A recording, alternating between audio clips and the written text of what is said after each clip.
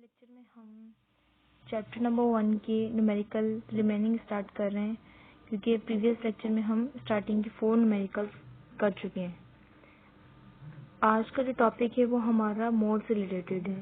तो सबसे पहले हम मोल की डेफिनेशन क्लियर करेंगे। What is the definition of mole? ठीक है। So the atomic mass, molecular mass and the formula mass of a substance expressed in gram is known as mole. Mole क्या होता है कि हम एटॉमिक मास, मॉलिक्यूलर मास और formula mass को ग्राम में अगर हम एक्सप्रेस करें तो वो मोल कहलाता है। ठीक है। और इसकी एक और डेफिनेशन हम ये भी कह सकते हैं कि the amount of substance containing equal to the Avogadro's number, के वो अमाउंट ऑफ सब्सटेंस जिसकी वैल्यू क्या हो, एवोगाड्रोस नंबर के इक्वल हो, तो वो मोल होगा। तो मतलब 1 mole of any substance contain 6.02 multiply by 10⁻23 particles. ठीक है। So let's start the numerical example number 1.5। Calculate the number of moles in 40 kg of sodium. हमें नंबर ऑफ मोल्स कैलकुलेट करने हैं, नंबर ऑफ मोल कैलकुलेट करने हैं, और given हमारे पास क्या है, सब्सटेंस मास ऑफ सब्सटेंस कितने गिवन है, 40 ग्राम, और हमारे पास जो एलिमेंट इन्होंने कहा है वो है सोडियम का। अब हमारे पास सोल्यूशन में हम सबसे पहले डेटा बनाएंगे। अच्छा, यहाँ इन्होंने सोल्यूशन डायरेक्ट लिखा, आप लोग यहाँ हेडिंग डालेंगे डेटा की। ठीक है, जिसमें गिवन दैट और रिक्वायरमेंट लिखेंगे। ठीक है। हमारे पास गिवन दैट क्या क्या है, एक तो हमारे पास मास ऑफ सोडियम गिवन है। मास ऑफ सोडियम कितना है, 40। ठीक है, तो हमने लिख दिया कि 40 ग्राम। मॉलिक्यूलर मास ऑफ सोडियम जो हमें याद होता है वो कितना है, 23 AMU। अब हमें नंबर ऑफ मोल्स कैलकुलेट करने। जब भी नंबर ऑफ मोल्स कैलकुलेट करने को आपको कहेंगे तो आपके माइंड में एक फॉर्मूला याद होना चाहिए। वो क्या है, number of moles equal to known mass of a substance upon molar mass of a substance. ठीक है। तो ये आपकी क्या है, एक फॉर्मूला है जिसके थ्रू हम क्या करेंगे, नंबर ऑफ मोल्स कैलकुलेट करेंगे। Non mass of a substance मतलब क्या है इसका, कि जो हमें मास ऑफ सब्सटेंस गिवन है क्वेश्चन में, ठीक है, वो कितना है, 40 kg ना। तो हम मास ऑफ सब्सटेंस की जगह क्या लिख देंगे, 40 पुट कर देंगे। और जबकि मोलर मास ऑफ सब्सटेंस, अब सब्सटेंस कौन सा है, सोडियम है, और ये 23 होता है। ठीक है, इसका मोलर मास कितना है, 23 होता है, तो हम यहाँ 23 इसलिए पुट कर रहे हैं। इन दोनों को हम डिवाइड करेंगे, कैलकुलेटर से आप डिवाइड कर सकते हैं। फर्स्ट टर्म लिखेंगे डिवाइड का साइन, देन नीचे वाला टर्म लिख के इक्वल करेंगे तो आपका आंसर आ जाएगा। वो किसमें है, मोल्स ऑफ सोडियम, क्योंकि हमने मोल्स फाइंड किए ना, तो इसलिए इसका यूनिट भी मोल्स ही है। ठीक है। नेक्स्ट है न्यूमेरिकल 1.6। उसमें क्या कहा इन्होंने, what is the mass of 4 moles of carbon dioxide. अब हमें मास कैलकुलेट करना है, जबकि हमारे पास क्या गिवन है, नंबर ऑफ मोल्स गिवन है। और कौन सा जो सब्सटेंस यहाँ हमारे पास कंपाउंड यूज करने हैं वो कौन सा है, कार्बन डाइऑक्साइड है। ठीक है। सबसे पहले तो हम कार्बन डाइऑक्साइड का निकाल लेंगे कि किस तरह फॉर्मूला मास निकलेगा। फॉर्मूला मास हमने प्रीवियस में भी न्यूमेरिकल में निकालना देखा था, सेम तरीका है। अच्छा, डेटा बनाएंगे, उसमें mass number of moles of sodium कितने गिवन है, 4, तो हमने यहाँ 4 लिख दिया। ठीक है। अब हम लिख रहे हैं formula mass of carbon dioxide. ठीक है। कार्बन डाइऑक्साइड देखिए, अब यहाँ मैं समझा रही हूँ आप लोगों को। कार्बन डाइऑक्साइड कैसे कैलकुलेट करेंगे, कार्बन की तादाद कितनी है, 1 मल्टीप्लाई बाय जी atomic mass of carbon is 12। ठीक है। एक एलिमेंट का काम खत्म हो गया, आप ब्रैकेट लगा दें, देन प्लस का साइन डालें। अब हम ऑक्सीजन के लिए, मतलब दूसरे एलिमेंट के लिए काम करेंगे। तो तादाद ऑक्सीजन की यहाँ कितनी है, 2, जबकि ऑक्सीजन का एटॉमिक मास कितना होता है, 16। ये हमें याद रखना पड़ता है। ठीक है।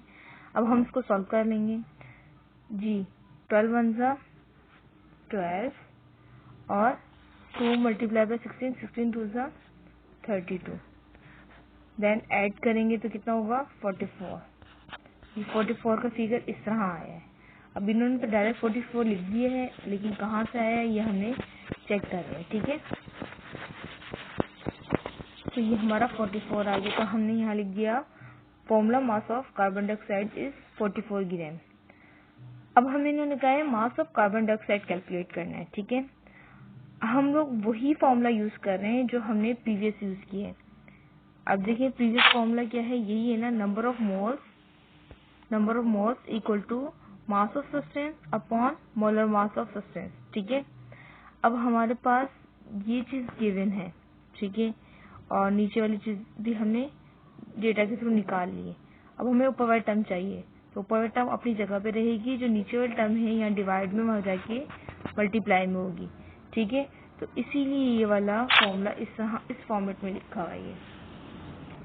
मास ऑफ, अब कोई भी सब्सटेंस हो सकता है। अब हमारे पास क्या था, कार्बन डाइऑक्साइड थी कंपाउंड की फॉर्म में, तो आपने उसका फॉर्मूला इसको रीअरेंज करके यहाँ लिख दिए कि वो कितना किस तरह निकलेगा, number of moles multiply by formula mass. ठीक है, अब जैसे पता है यहाँ कार्बन डाइऑक्साइड है, तो इसलिए हम कार्बन डाइऑक्साइड यहाँ मेंशन कर रहे हैं। ठीक है, नंबर ऑफ मोल्स हमारे पास कितने गिवन है, ये हमारी मतलब डेटा में गिवन है, कितने हैं 4, तो हमने यहाँ 4 पुट कर दिया नंबर ऑफ मोल्स की जगह, जबकि formula mass of carbon dioxide 44 अभी मैंने आपको निकालना बताया समझाया है, वो यहाँ हमने लिख दिया, इन दोनों को मल्टीप्लाई किया और हमारा आंसर आ गया।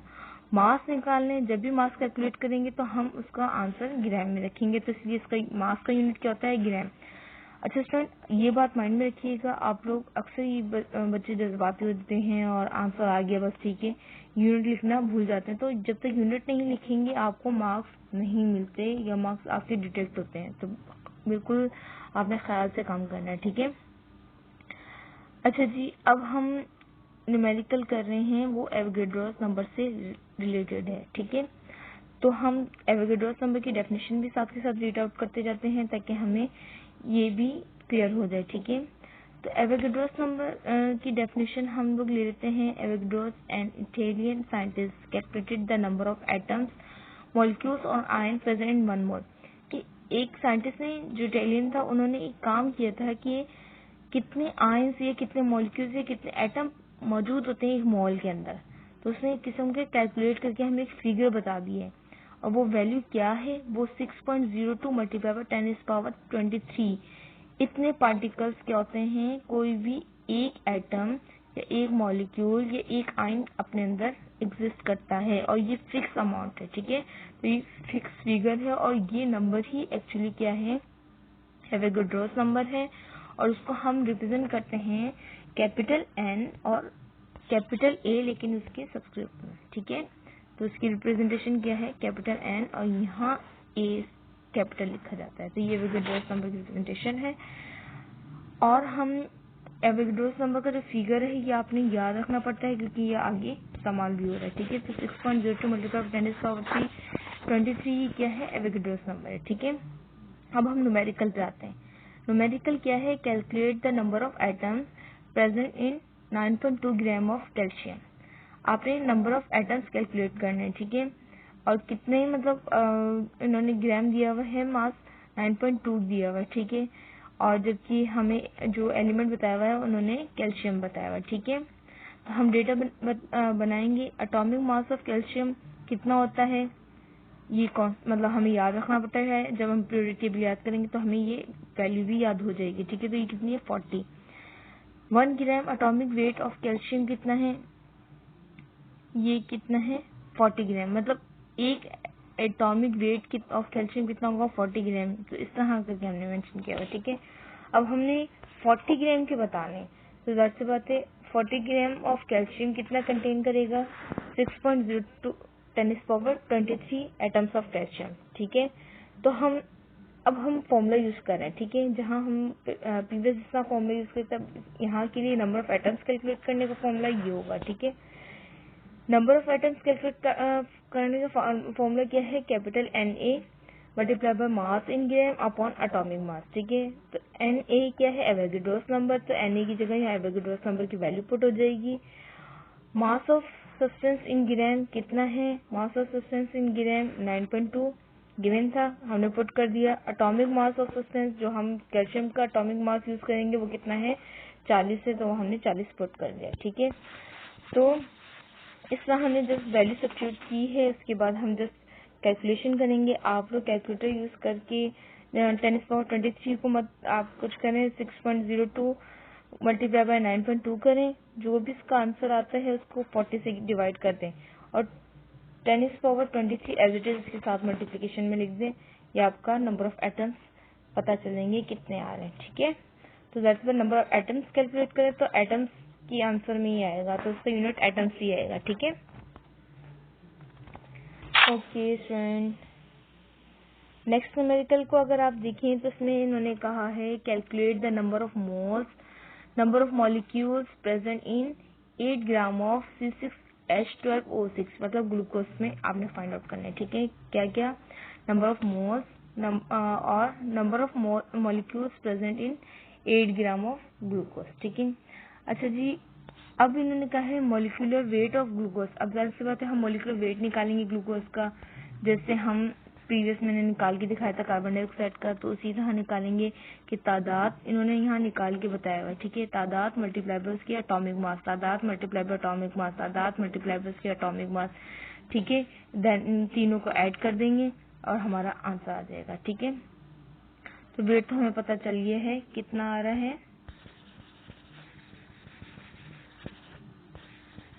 वेट कितना गिवन है 8 ग्राम ये क्वेश्चन में। ठीक है, अच्छा जी, और हमने मॉलिक्यूलर वेट भी निकाल लिया। ये दोनों चीजें हमारे पास गिवन है। ठीक है, number of moles find out करने हैं, तो नंबर ऑफ मोल किस तरह हो जाएंगे कि जो जितनी मतलब हमारी ग्राम में रिक्वायरमेंट है जो गिवन है उसको हम उसके किससे डिवाइड करेंगे, मॉलिक्यूलर वेट से डिवाइड कर देंगे। तो मतलब 8 डिवाइड बाय 180, तो कितना आ जाएगा, नंबर ऑफ मोल्स कितने आप पता चलाएंगे 0.04। ठीक है, अब हमें जो उन्होंने कहा था कि आप क्या करना है कि नंबर ऑफ मॉलिक्यूल्स बताएं। ठीक है, नंबर ऑफ मोल्स तो हमने यहाँ कर लिए। अब नंबर ऑफ मॉलिक्यूल्स भी हमें बताने हैं। ठीक है, अब नंबर ऑफ मॉलिक्यूल्स के लिए हम क्या करेंगे कि number of moles multiply by Avogadro's number. जब भी number of molecules find out करने को कहेंगे तो हम एवोगैड्रोस नंबर की फिगर को मॉलिक्यूल नंबर ऑफ मोल्स से मल्टीप्लाई करवा देंगे। नंबर ऑफ मोल्स ऑलरेडी हम फाइंड आउट कर चुके हैं 0.04, तो नंबर ऑफ मॉलिक्यूल्स की जगह क्या आ जाएगा 0.04 आ जाएगा। जबकि कैपिटल एन है क्या है, एवोगैड्रोस नंबर, ये आपको याद रखना पड़ेगा। ये फिगर आपने लिख दी, देन इसको मल्टीप्लाई करवा दिया और 10⁻23 एज इट इज साथ में लिखते रहे। जस्ट 0.04 मल्टीप्लाई बाय 6.02 करिएगा कैलकुलेटर से, तो ये आपको मॉलिक्यूल्स ऑफ ग्लूकोज ये फाइंड आउट हो गया। ठीक है, सो स्टूडेंट आज के लेक्चर के न्यूमेरिकल आपको आई होप समझ में आए होंगे। अब जो रिमेनिंग जो न्यूमेरिकल रह गए हैं उसके लिए आप नेक्स्ट वीडियो का आप वेट करें। Thanks for watching.